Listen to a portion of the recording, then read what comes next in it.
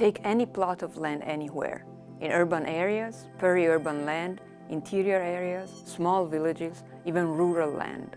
Rental contracts, zoning laws, fiscal policies, informal agreements, environmental regulations, and rights of way, as well as interpersonal networks, cultural traditions, material structures, power relations, all precipitate onto any single plot of land.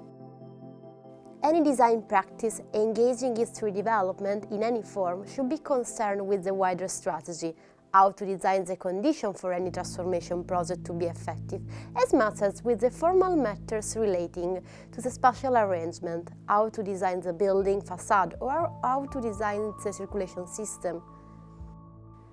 Acknowledging the social and political complexity of the contemporary world, the experiment of the grid game tries to address the need to move from individual creativity to collective practice. The player's primary objective is that of defining viable strategies and associating an effective set of actors to push through them, thus developing an understanding of design practice as collective practice and of the mechanisms that make it possible to socialize ideas into the real world of political exchanges. The game relies on three main points. Projects are objects, not ideas. They're tangible things made of different types of documents: drawings, text, presentations, charts, maps, tables, videos, and etc. As objects, projects can be exchanged. They are handed over, shipped, emailed, transferred, faxed from one actor to the other, and consequently modified, added to, and reworked by different people having different perspectives. While the project is being exchanged and modified, and before it is finally approved, a certain amount of time goes by. The time of design is different from, and not necessarily dependent on, the time of building construction. The simulation of the game is based on the construction of a complex and situated environment where different actors, both human and non-human, have different perspectives, pursue different objectives, use different tools, form different alliances. At the start of the game, players are thrown into a world that is far from a blank canvas. It is a world in motion that has its own memory and that exists independently from the game. It is the same world for everyone, and it is a world that can be modified, one in which every action done by the player can have an effect.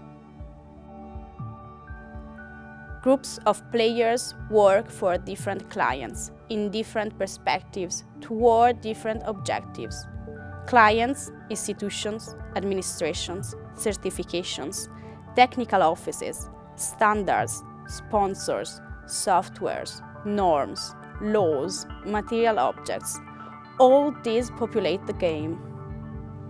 Every move involves the production of documents and their exchange with specific actors.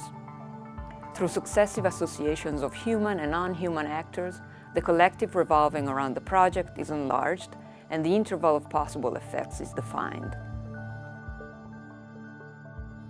The objective of the game is to manage the development of a design strategy as it evolves incrementally. This means managing the time of action, the present move, the time of retrospection, past moves, and the time of projection, future moves. It is only through the agreements and disagreements of multiple perspectives around the project that the same is continued or discontinued. The project is an integral part of cycles of exchange, precisely to the extent that it consists of documents and traces that engage third parties and allow for such exchanges to happen. In the simulated environment of the game, through exchange, conflict and negotiation, the project becomes a social object.